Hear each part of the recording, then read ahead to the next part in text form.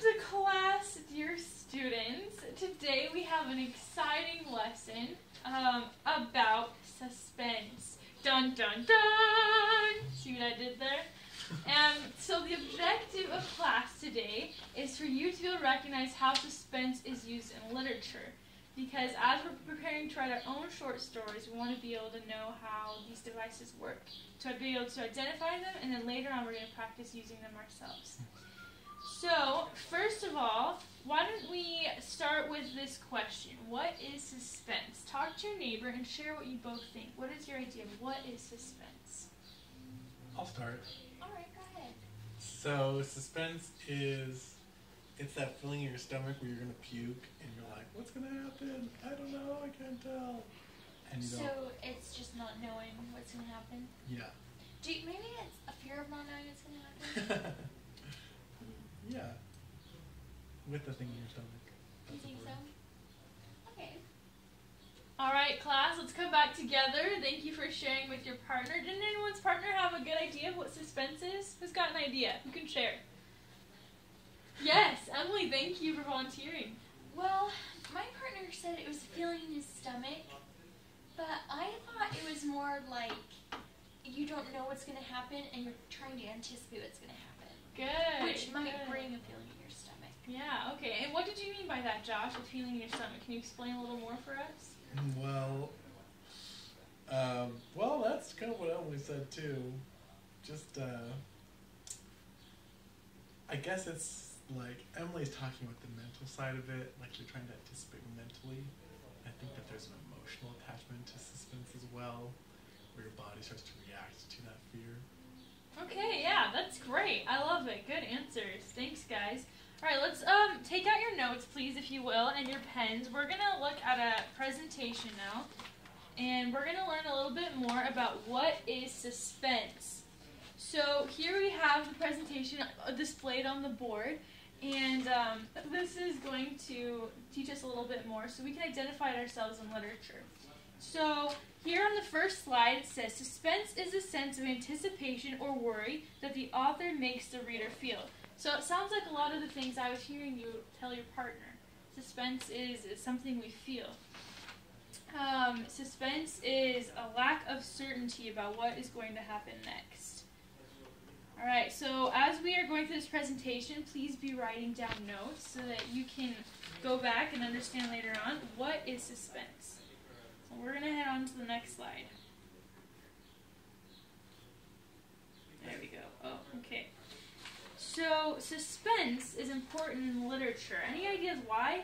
Any ideas why suspense is important in literature? What's the purpose of it? It makes it exciting. Yeah, it does. Otherwise, no one would want to read it. Absolutely. Great answer, Josh. Thank you. Yes, suspense is an important part of plot, as you can see here on the presentation. It is a crucial plot element because in the rising action, which we talked about last class period, it helps to prepare the reader for the climax, or rather get the reader excited for the climax, which is what? What is the climax? The turning point. Good job! Great! I'm happy you remembered that. Alright, let's keep going. Alright, so this next slide says, suspense is the lack of certainty the author creates, leaving the reader to wonder what will happen. It draws the reader into the story and creates a sense of momentum to the plot. So, we're going to look at an example here. We've got a movie clip from the movie Monsters, Inc. And we're going to take a look at how this creates suspense.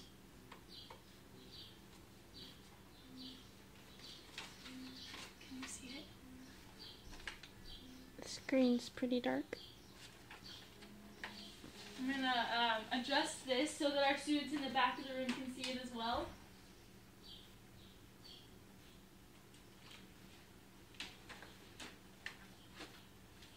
Can everyone see?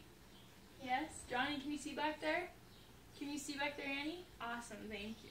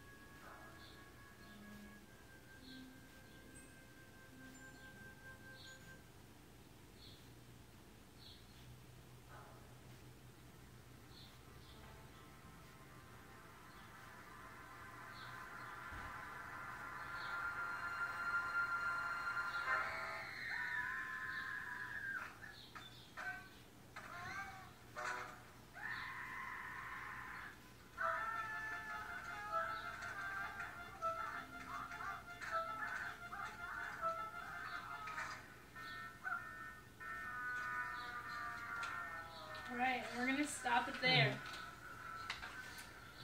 So, what did you feel when you watched this clip? What are some ideas of what you felt? Well, I didn't know what was going to happen, so I was worried for the kid, didn't know Yeah? monster's going to eat him. How many of you have seen this movie? Yeah? Good. So you probably knew that what was coming, right? But let's talk about the way that you maybe felt the first time you saw this movie, and the feeling of suspense it might have created within you. What are some things that helped create that feeling of suspense? What do you think? Yes. I think the music definitely helps. How so? Well, it kind of has like the up and down notes that kind of unsteady you. Mm-hmm. Absolutely. What else, class? Other ideas? It was very dark, the movie, and the character in the movie was scared, so then we got scared too. Mm-hmm. Did you feel a little bit of uncertainty? Yes. You weren't quite sure what was going to happen, right?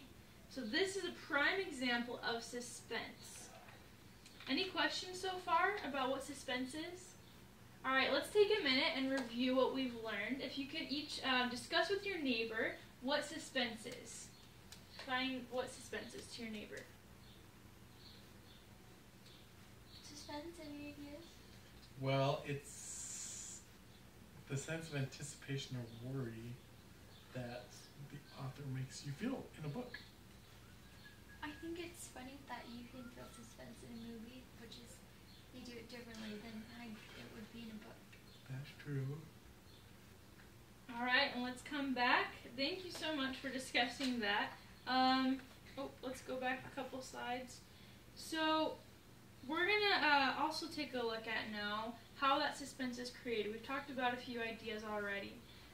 But here on this slide it says that you can create many paths to an assigned goal. Although the goal is clear, there should be many ways for the character to solve the conflict or problem. Think of Sherlock Holmes. He wants to solve the crime, but you don't know how he will do it. So that element of uncertainty is really important when it comes to suspense.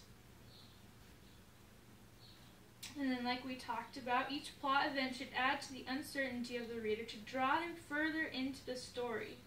So we've got one plot event here. Like we talked about plot yesterday, but does this diagram look a little bit familiar? So here it describes how suspense is working. First, you start out a little uncertain, and then something in the plot changes, and you become more uncertain, and the rising action increases, and something else changes in the plot, and you get real scared until we reach the climax point here. So suspense is important in helping the rising action to move along. Good. So why don't we discuss some examples that you've seen in your own lives of suspense, maybe in movies or in books or in music. Discuss with your partner what are some other examples of suspense that you've seen. Well, we went to go see the new Captain America movie, and I didn't know who was going to win, Captain America or Iron Man. And it seemed like everything that happened, just when you thought one person was going to win, that was a nice person, so it kept making you less certain.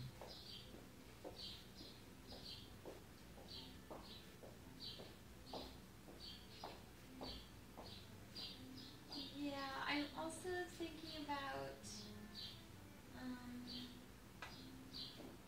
remember that trailer we saw for that shark movie? Oh, yeah. That was very suspenseful. Because you saw her, like, timing the shark and trying to swim to the buoy. That's true. Alright, thank you, class. Let's come back. So, a couple of important things when we're talking about plot in literature or in movies and lots of different things is that there are often elements of danger or risk, or the problems build and increase, the intensity is increasing, or there's a near miss or false solution. So there's an example here in the movie The Goonies. The stakes for the character are raised by the author, placing the character in increasing danger, or as personal risks, such as loss of treasure, friendship, or safety, are increasingly higher. So in the Goonies, what happens first is the boys are trapped in the Fratelli hideout. So pressure starts to build. And then the underground cave is full of traps and tricks. Pressure builds even more, until the Fratellis find the kids at the pirate ship. And that is where it reaches the climax. So this is an example of how intensity builds to create suspense. And we're going to take a look at another example here, and this time in a music clip. We're not going to listen to all of it, so I'll just skip to the part we need. So pay attention here how the music creates a feeling of suspense.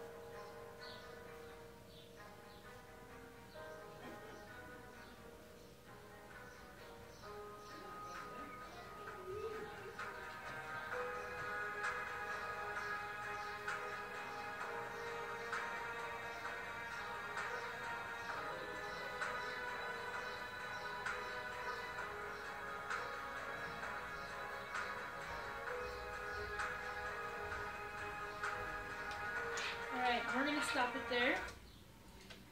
So, class, what do you think? What are some things that you were thinking when you listened to this video? Or this music? What are some things that you could imagine happening to this song?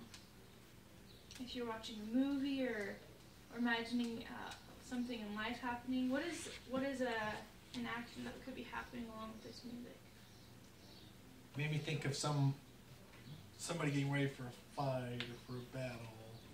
Very dramatic, started kind of quiet, and then it got louder as the battle gets closer. Absolutely. The intensity is building, right? The pressure is mounting. So this music has suspense because of that, because of those elements. How much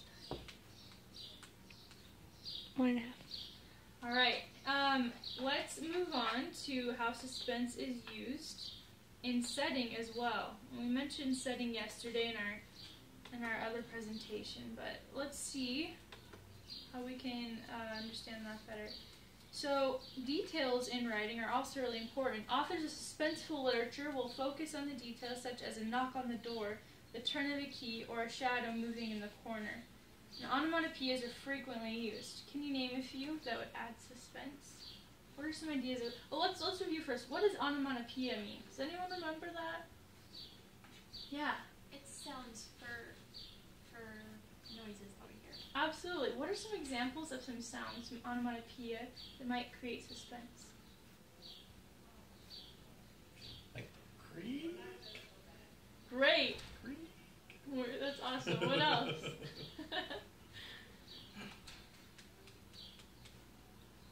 Ah!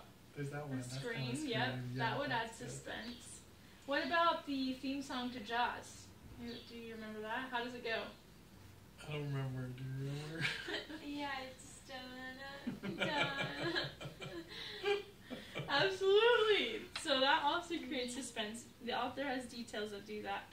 All right, so we're going to finish up this presentation, and then I'm going to have you work in groups to go through some different literary passages and identify different elements of suspense. And we're going to talk about how the author creates that. Are there any questions up until now? All right, let's keep going.